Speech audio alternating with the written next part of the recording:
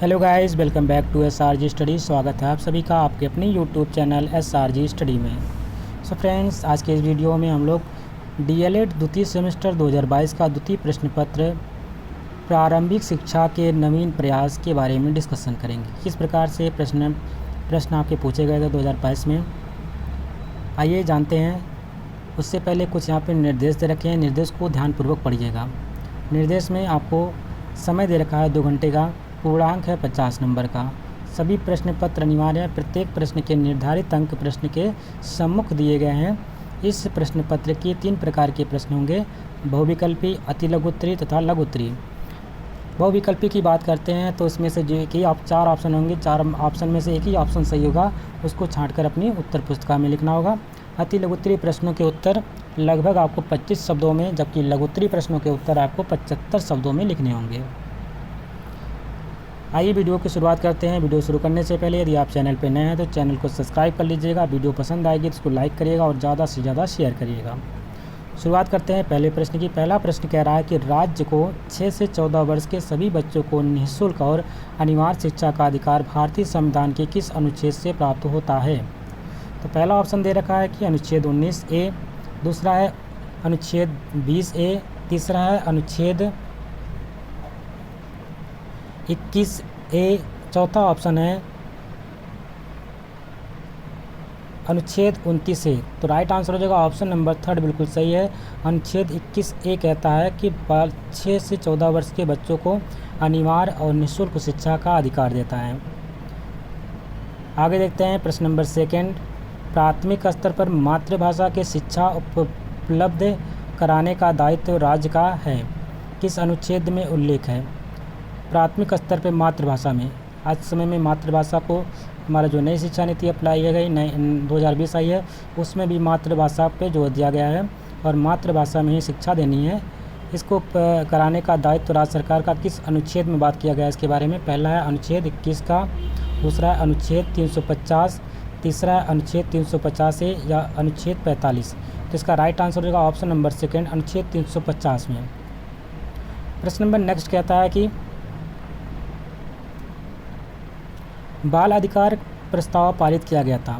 पहला ऑप्शन है यूनेस्को द्वारा, दूसरा है संयुक्त राष्ट्र संघ UNO द्वारा, तीसरा है भारत सरकार द्वारा और चौथा उत्तर प्रदेश सरकार द्वारा। बाल अधिकार की बात करते हैं संयुक्त राष्ट्र संघ द्वारा, जिसको हम कहते हैं UNO। संयुक्त राष्ट्र संघ की स्थापना 8 अक्टूबर 1945 को हुई थी। ठीक है, संयुक्त राष्ट्र संघ की स्थापना की गई थी। इसी में बाल अधिकार की बात हुई थी, जिसका अध्यक्षता किसने है? संयुक्त राष्ट्र संघ द्वारा होता है। प्रश्न नंबर 4 में है कि भारतीय संविधान में शिक्षा विषय है। शिक्षा विषय किसमें है? जैसे कि आपको पता है तीन सूचियाँ होती हैं। एक संघ सूची, इसको केंद्र द्वारा बनाई जाती है। एक राज्य सूची होती है, इस पर राज्य कानून बना सकता है। एक हमारा समवर्ती सूची होती है, इसमें केंद्र और सरकार दोनों मिलकर बनाते हैं। और ये स्वतंत्र विषय तो इसका ऑप्शन हो ही नहीं सकता है। या तो भारतीय संविधान में शिक्षा की बात करते हैं तो हमारी समवर्ती सूची के अंतर्गत आता है। समवर्ती सूची यानी कि इसमें राज्य सरकार भी होती है और केंद्र सरकार भी उत्तरदायी होती है, यानी कि राज्य सरकार भी इसमें कानून बना सकती है और केंद्र सरकार भी बना सकती है। इसलिए हमारा जो शिक्षा विषय है किसमें रखा गया है? समवर्ती सूची के अंतर्गत रखा गया है। प्रश्न नंबर 5 है कि बुश घोषणा पत्र किस वर्ष भेजा गया था? तो अगर आप DLED का पेपर दे रहे हैं या आप कभी भी BED का पेपर दे रहे हैं, प्लस अगर आप टेट की कभी एग्ज़ाम तैयारी कर रहे हैं, तो बुश के घोषणा पत्र के बारे में ज़रूर पढ़ के जाइएगा। मैकाले, बुश, इनके बारे में आपको पढ़ना है डिटेल में। पहला ऑप्शन है 1852 में, दूसरा है 1851 में, तीसरा 1853 में और चौथा 1854 में। इसका राइट आंसर होगा option number 4 is the right answer. 1854 में बुश घोषणा पत्र पारित भेजा गया था। आगे देखते हैं प्रश्न नंबर 6 की बात करते हैं। तो प्रश्न नंबर 6 पूछा जा रहा है कि 1882 से पहले शिक्षा आयोग की अध्यक्षता किसने की थी? पहला ऑप्शन है बुश, दूसरा है मैकाले, तीसरा है कोठारी आयोग, चौथा है हंटर समिति। तो ध्यान में रखेंगे, इसका राइट आंसर हो जाएगा option number 1 the right answer. Kothari आयोग की बात करते हैं तो 1962-63 के पास है, तो ये तो 1800 की बात हो रही है, तो ये इसका राइट आंसर हो जाएगा ऑप्शन नंबर 1 बुश द्वारा था। सेकंड प्रश्न 7वां प्रश्न कहता है कि अध्यापक शिक्षा हेतु नियामक संस्था है।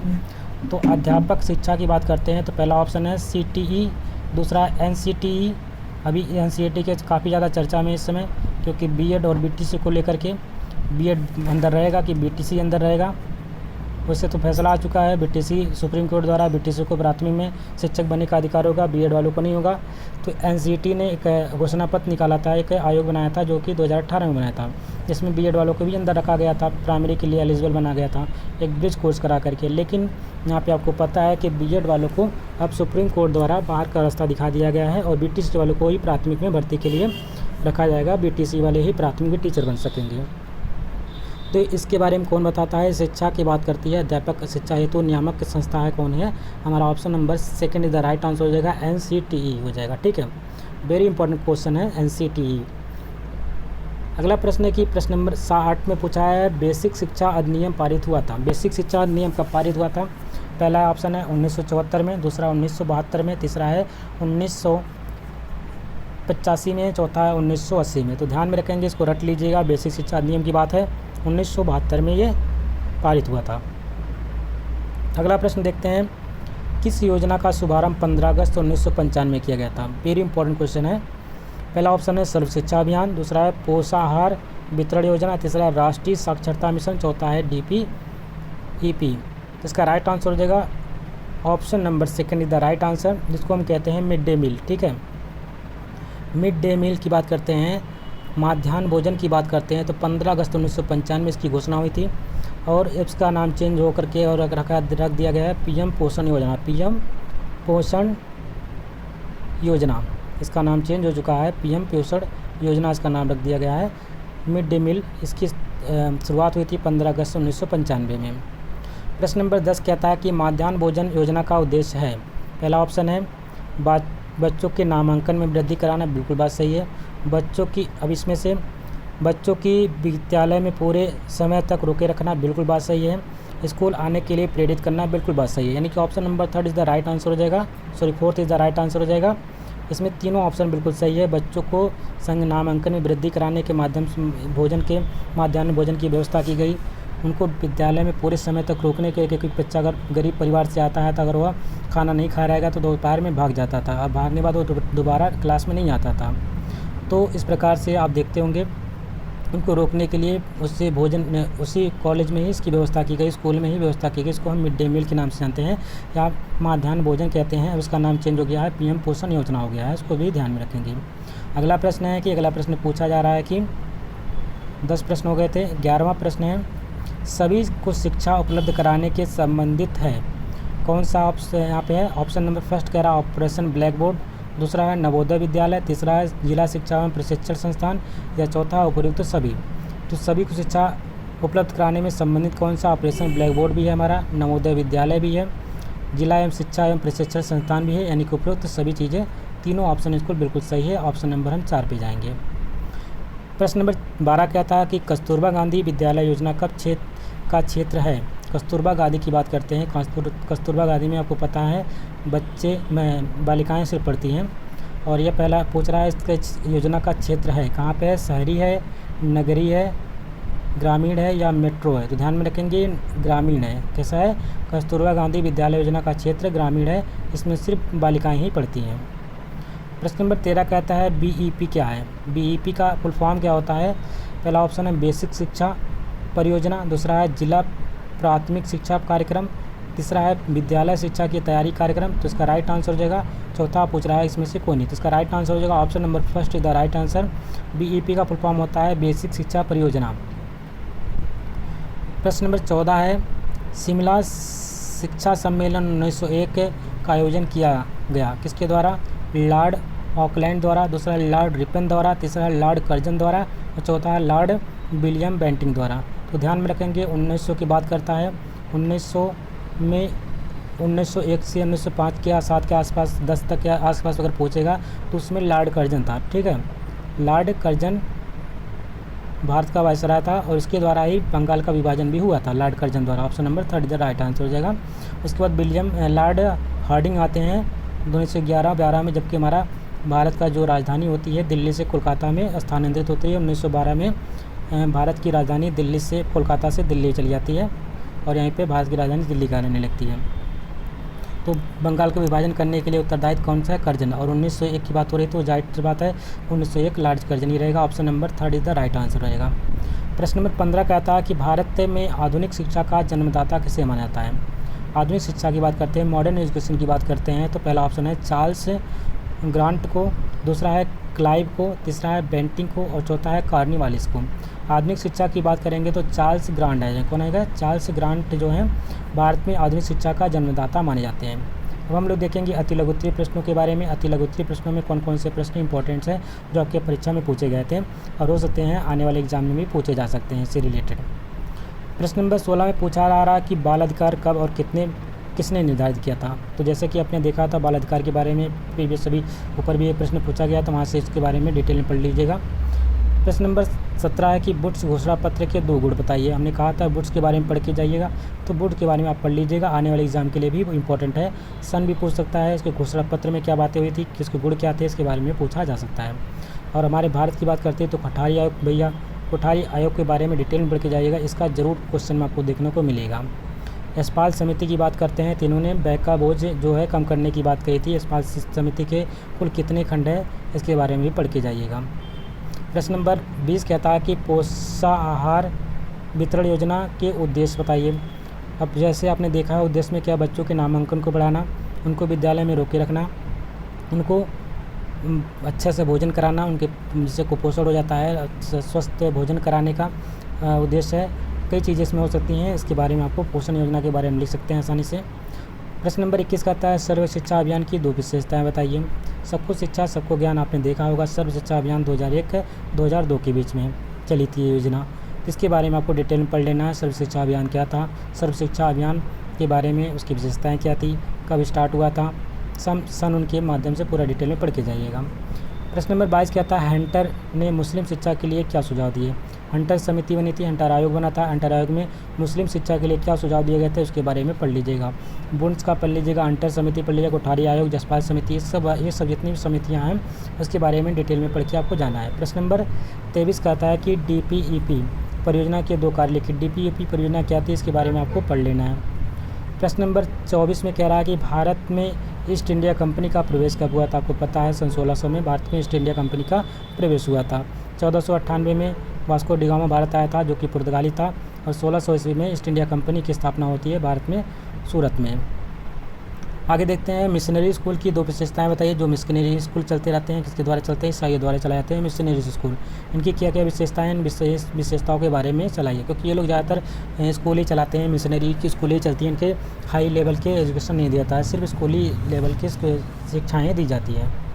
प्रश्न नंबर 26 में कलकत्ता मद्रास की स्थापना किसने की थी। कलकत्ता मद्रास की स्थापना के बारे में पूछ रहा है तो उसको पढ़ लीजिएगा, इसका कौन सा ऑप्शन होगा आपको बताइएगा। आगे देखते हैं। प्रश्न नंबर 27 है धार्मिक शिक्षा के संदर्भ में हंटर आयोग के मुख्य सुझाव। धार्मिक शिक्षा के संदर्भ में हंटर आयोग ने क्या सुझाव दिए थे, इसके बारे में आपको बताना है। प्रश्न नंबर 28 है किस वर्ग की शिक्षा में छनाई का सिद्धांत लागू किया गया था। अब ये छनाई का सिद्धांत क्या था, इसके बारे में भाई पढ़ लीजिएगा। प्रश्न नंबर अगला है कि नवीन शिक्षा नीति के 2 दोष बताइए। जो प्रेजेंट टाइम में जो नवीन शिक्षा नीति है उसके 2 दोष बताइए। फिलहाल ये तो आपका 2022 का, 2023 की बात करते हैं, 2020 की बात की गई, किसकी बात की गई इसमें बताया नहीं गया, लेकिन नवीन बोला गया है तो आपको 20 वाला ही याद कर लीजिएगा। जो नई शिक्षा नीति हमारी नई एजुकेशन पॉलिसी 2020 आई है उसके बारे में ही आपको शायद पूछा गया है, 2020 के बारे में ही पढ़ के जाइएगा। आगे देखते हैं। प्रश्न नंबर 30 है आचार्य राममूर्ति समिति के प्रमुख 2 सिफारिशें बताइए। आचार्य राममूर्ति ने कौन कौन से 2 प्रमुख सिफारिशें की थी उसके बारे में आपको पढ़ लीजिएगा तो आसानी से आपको याद हो जाएगा। प्रश्न नंबर अगला है लघुत्तरीय प्रश्न। लघुत्तरीय प्रश्न में पहला प्रश्न पूछा जा रहा है कि सन 1313 एवं 1833 के अज्ञात पत्र क्या हैं। सॉरी 1813 होगा, 1833 होगा यहाँ पे। 1813 और 1833 के अज्ञात पत्र के बारे में लिख लीजिएगा, बहुत ही इंपॉर्टेंट है। 1813 और 1833 को डिटेल में अच्छे तरीके से पढ़ के जाना है। प्रश्न नंबर 32 क्या था यशपाल समिति के सुझाव एवं रिपोर्ट की सारांश लिखिए। यशपाल समिति ने किसके बारे में बताया था, इसने बस्ती का बोझ कम करने के लिए बोला था, और इन्होंने कौन कौन से सुझाव दिए थे, इनकी रिपोर्ट क्या थी, इसके बारे में सारांश के तौर पे लिख के बताइएगा। इनके जब समिति के बारे में पढ़ेंगे डिटेल में तो एक सारांश आपको समझ में आएगा, जो मेन पॉइंट है उसको आपको इसमें जोड़ना है आपके आंसर में। प्रश्न नंबर 33 क्या था कि ऑपरेशन ब्लैक बोर्ड की विशेषताओं का उल्लेख कीजिए। ऑपरेशन ब्लैक बोर्ड क्या था? ब्लैक बोर्ड बहुत बार एग्जाम में पूछा जाता है, तो ब्लैक बोर्ड के बारे में अच्छे से पढ़ लीजिए। ऑपरेशन ब्लैक बोर्ड की विशेषताएं क्या थी उसका उल्लेख करना है और उसके बारे में डिटेल में बताना है, और किस सन में आया था इसको भी, डेट को भी याद कर लीजिएगा। टेट के लिए बहुत ही इंपॉर्टेंट क्वेश्चन ये भी है। और देखते हैं लास्ट क्वेश्चन है, बेसिक शिक्षा योजना का उद्देश्य लिखिए। बेसिक शिक्षा योजना का उद्देश्य क्या होता है इसके बारे में आपको लिखना है। सॉरी लास्ट नहीं, एक क्वेश्चन अभी है, 2-3 और बचे हैं।